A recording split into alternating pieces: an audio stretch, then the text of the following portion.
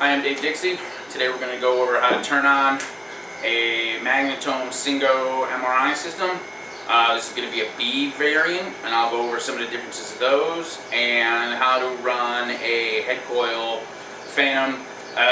This can do for daily QA, can also be for your test scan. So rather than do a PowerPoint presentation, I figured I'd do a video. Here we go. So again, today we're on the B series. The B series magnets are anything that says Magnetome Avanto, Esprit, Trio Tim, Symphony Tim. That's pretty much about it. And all of them will have the UFO or the flying saucer power alarm box. The four buttons here are system on, system off, system standby, and acknowledge. Other than the BRB or the quench button, we all know what that's for.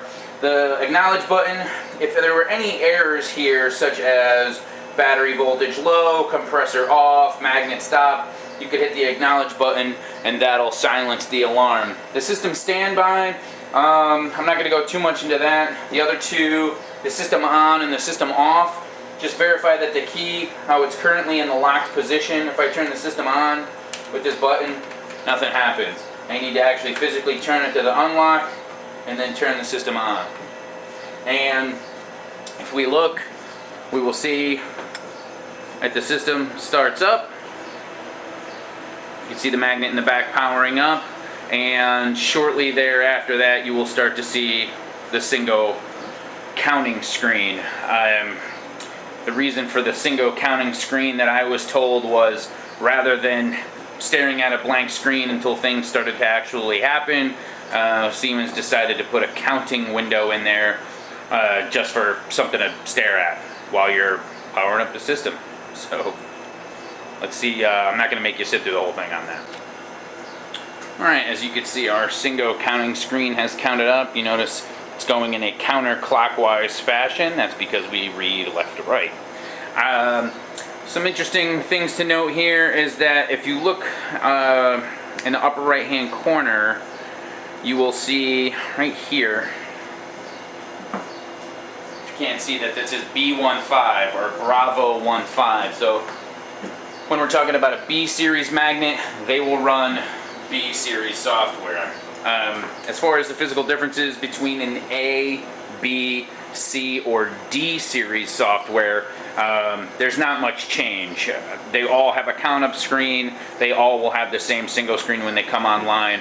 The color variation may be a little bit, but everything that is in one thing on an A will be in the exact same spot on a B, C, or D. Alright, so this is what the system screen will look like when the system is completely up. I'm going to show you, zoom in on a couple of things. Notice down here we don't see any red lines through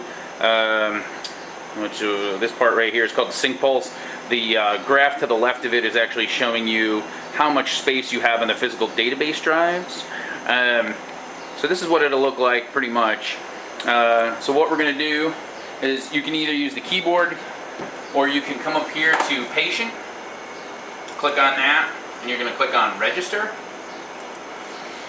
Alright, this is the patient registration page. I'm trying to zoom in a little bit, see if I can't make this any clearer. You'll notice that certain things are in bold.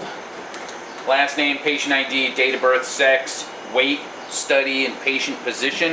If it's in bold, you have to add that to your scan or your patient registration page before the system will even allow you to go forward. And you'll be able to go forward when the exam button, if you can see here, it's grayed out. Once everything is filled out, it'll actually turn into a clickable button. So we're going to use, we're going to see if my favorite one is still in here. One way you can do a search on Siemens is to use 2 letters and a wildcard. So I'm going to do SE, and then I'm going to put the wildcard as an asterisk, and I'm going to search, see if my patient is still on here. So it's going to go out, it's going to search. Let's see. I don't think it's on there. They might have deleted it. It's taking too long. Ah, no, he's still there. So there's my guy, service dude, so I'm just going to click him, click OK. Notice that last name, patient ID, date of birth, sex is other because it's not a male or a female, it's a phantom that we're going to be scanning. You have to add that in there. Why, I don't know, but 39 years old, weight of 240. Now the study I'm gonna do a head coil. So we're gonna make this nice and easy.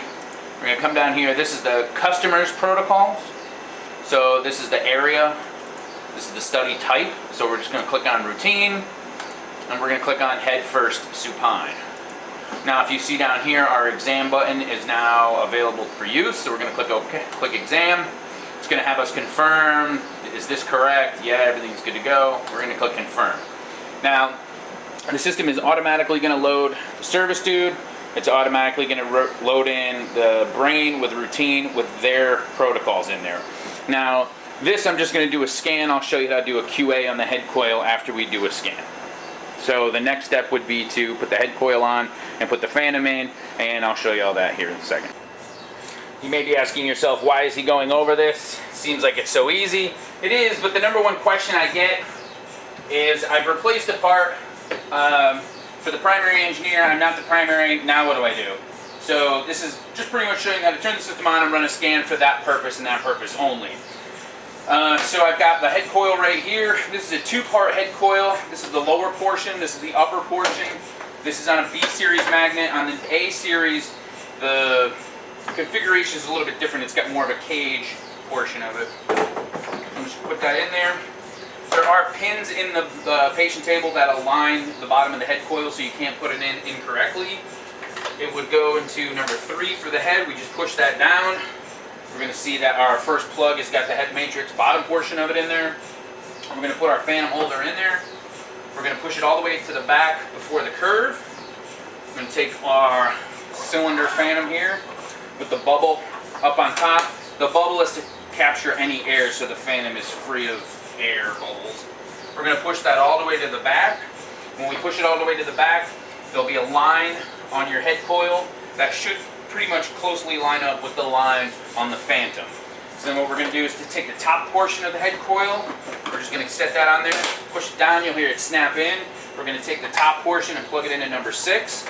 Now, it's number 3 and number 6 respectively, because that length of cable is pretty much proportioned for that plug.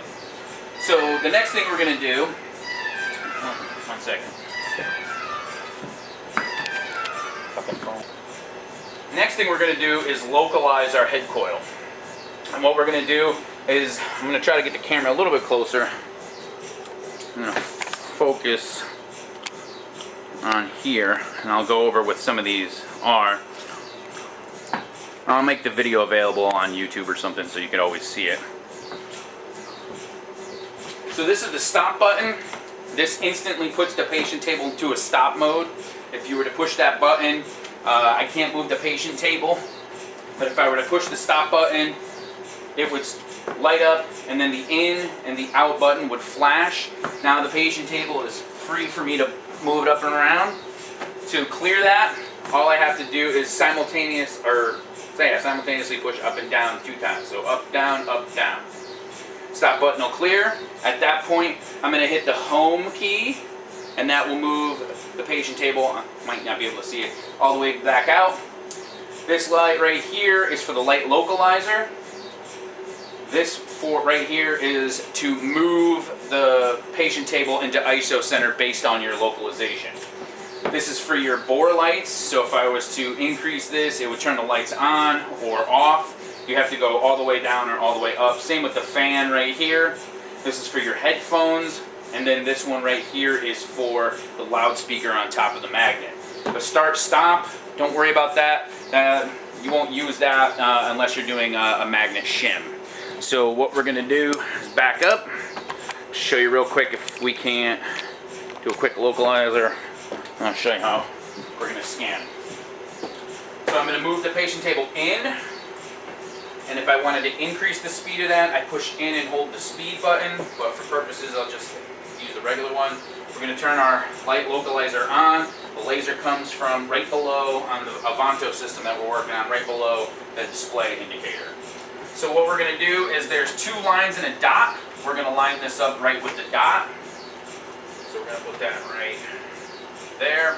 There's no left or right movement because the coil can only be in one spot in ISO center, left or right, and the pad pushed all the way back as it is with the phantom in there pretty much makes it ISO center right in the middle as well. So all you have to do is just push the ISO center button. It's going to move the patient table all the way into the bore. So it's ISO centered on the head coil, and then the next step is we're going to actually run a quick scan. Alright, so we have the patient table in the bore with the phantom. If you'll notice right here, we have a patient table stop warning. That's fine, we did that. It says the stop button was pressed by user. We know because we hit the button. So we click OK. So there's two ways of doing this.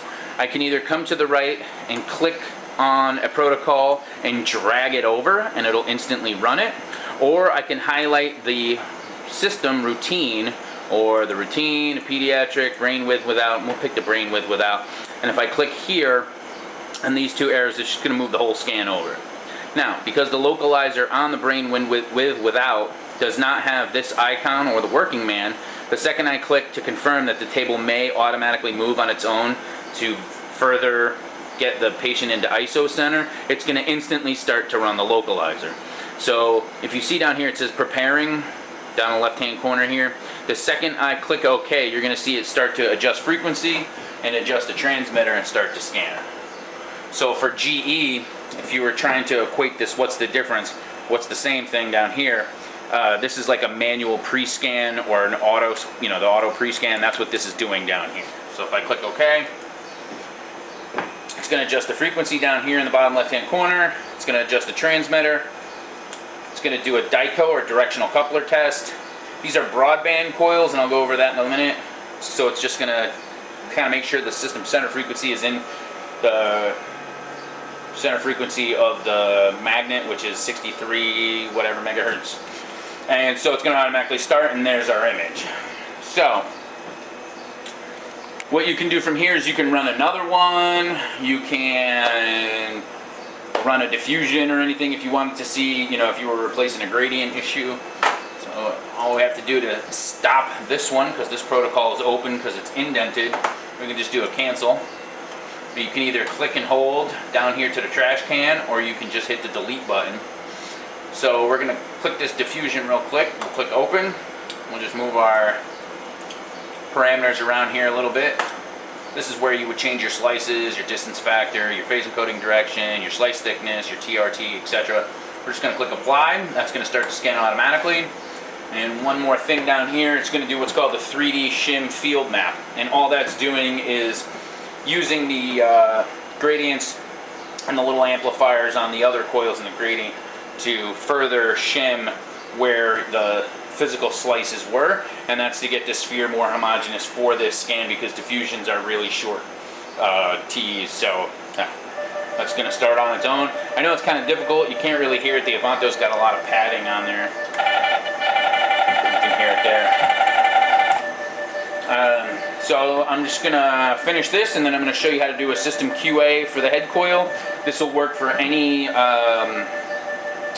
coil that the customer has. If you were to, let's say, have a replacement sent to on-site and you wanted to verify it would work before you sent it back, we're going to go over that next. Alright, so let's say you changed the head coil, or you shipped it to the site, and now you're on site and you want to do a quick head coil quality assurance. So there's two ways you can do it. You can do it through the customer view, or you can do it through the engineer view. We're going to do it the engineer view. So we're going to come up here to options, and then we're going to click on service. That'll open up another sub-menu, and then we're going to click on local service. The local service will bring up the service software for the Singo system. Notice that there's two boxes. You have a long box and a short box. This one, the long box stays on site, and then they always ask you to enter in the 6-digit number. I have the 6-digit number for this. If you've worked on a Siemens system, normally you just write it down. If you are on a site and you're having trouble getting this system password, you can give me a call and I'll either walk you through if I have it, or I can call Siemens and get it for us. So I'm going to add it in here. Click OK. Alright, so at this point, with the service key that we are allowed to have, which is a level 4, you can only do a certain amount of things. If I go to test tools, it's going to tell me, even though I can click in here, if I click go, To run one, it's going to tell me that I don't have the service level key high enough. But while we're here, a couple of things that we can do on the system that are going to be most beneficial for you is this one right here, magnet and cooling. So if we click on magnet and cooling, we're going to get a sub-menu here. We have cooling status and magnet status. Now cooling status is just that. That's going to come up and show us the air temperature, supply and return. That's actually in the cabinets in the back where the equipment is. This is our water temperature for the gradient cabinet, etc., etc. I don't have to go over most of that. But on the Siemens system, they do a water-to-water cooling effect. I can't even think of the word. Radiator, water-to-water. Yeah, water-to-water. So the primary is usually between 9 and 10, and the secondary is always at 20. The B series magnets are all at 20. So the cold head compressor and the system cabinets and anything that's water cooled in the magnet room are all at 20 degrees. That's roughly around 70 degrees Fahrenheit. That's to prevent sweating. So if we click down on here and go to the magnet status, our magnet status will show us just that. It takes a minute. It's got to go out to the magnet, pull all the information, and come back. Just give it a second here. Hopefully you're not asleep yet.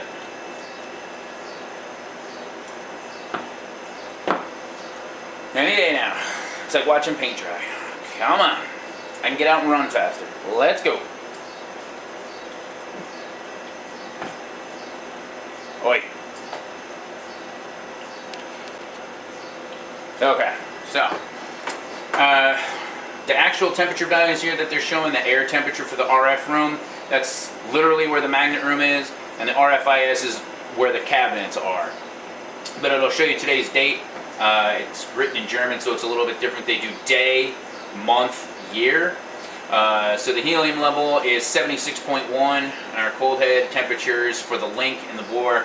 The link is up top on the outer edge of the magnet, closer to the cold head, and the 50kb or bore is closer to the gradient coil. And they're just kind of showing you the difference between the inside of the magnet and the outside of the magnet. And the cold head, or the CHT, the cold head temperature, is 40K on this one. That's at the outermost portion where the cold head is actually running. So you can see that there's a little bit of difference between the cold head temperatures, but not too much. So we're going to click the home button here because we have all that information. So we're going to click on quality assurance. When the quality assurance menu comes up, you're going to have a bunch of stuff on the left here. What we're going to do is click Coil Quality Assurance. There's a plus sign right there. We're going to click on that. It's going to show you all of the coils that are available on this system, and anything with this black squiggly line with the box on it, if you hover over it, it just means that it's literally plugged into the system. So we're going to click on the head matrix coil, and then we're going to click Go. Now what's going to happen after that is it's going to come up with a box showing us what it wants. So it's going to tell us to put the head coil in, put the phantom in, line it up to the dot, and then bring it into ISO center. It says for stability long-term measurement, wait at least 10 minutes. On this head coil, you should wait about 3 minutes before doing the quality assurance. The fluid inside of the phantom will be moving and it will cause a false failure. And then all you do is click OK. It says estimated time is 5 minutes.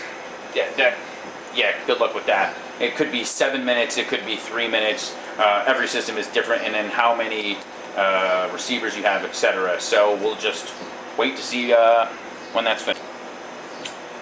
Alright, so we got it's all finished, and we have a done right here. So there's typically 3 things that you'll see in this box right here that says done. It'll either say to do, meaning you need to do it. It'll say done. That means that the system ran the quality assurance and that everything passed. There'll be another one that says error. Error is usually, let's say for instance, if you were going to do eddy current compensation tune-up and the phantom wasn't aligned in the X gradient area to the left or to the right, it'll give you an error. and the other one would be not okay. And not okay is meaning that there's a failure with the actual test. Error is more that it tried to run it and something failed with the test. Not okay meaning I'm running the QA on the head coil and the signal to noise numbers were too low. And so how we can find out if they were too low is under any page in service, whether you click home or if you're under the magnet and cooling, you will always have this tab right here called the reports page. So we just click onto the reports page. We're going to click on session history right here. It's right in the middle.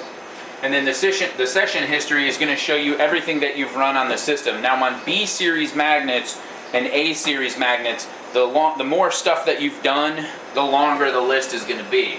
So the last thing that we ran on 31 July was the head matrix coil check. So we're going to click on that. I'm going to explain this here.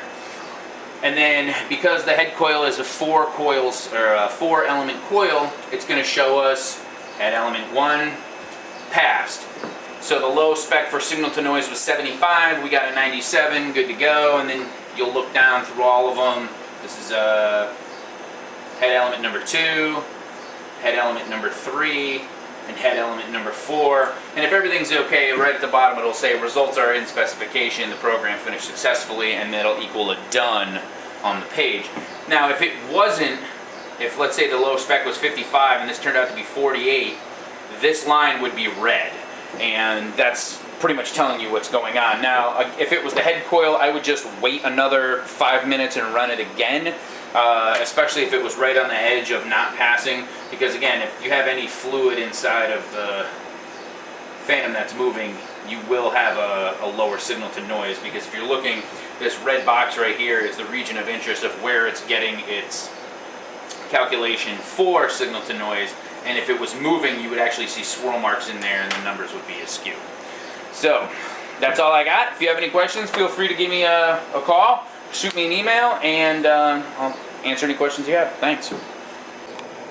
And one last thing, when you're all done, to shut the system off, we're going to go up here to System. We're going to go to End Session. That should pop up this window right here, and then for 90% of the time, you're just going to do a shutdown system. So you just click on shutdown system. Do you really want to shut down? Yes. And that's going to go through shutting the entire system down. It will start to count backwards. No rhyme or reason to how long it's going to take. It might go very quickly. It might go very slowly. Each system is different. But as it shuts down, you will see the red line through the sync pulse. That's normal. Because it's starting to shut certain systems down, portions of the system down. And when it gets all the way down, it'll say it is now safe to turn off your computer, and we'll wait for So after the system is completely shut off, you'll get the window screen, it is now safe to turn off your computer. We're going to go back to our UFO alarm box. Now we're just going to click the system off button. And the customer had it in the lock position, so we'll just put it there, and then you're all set. Thank you.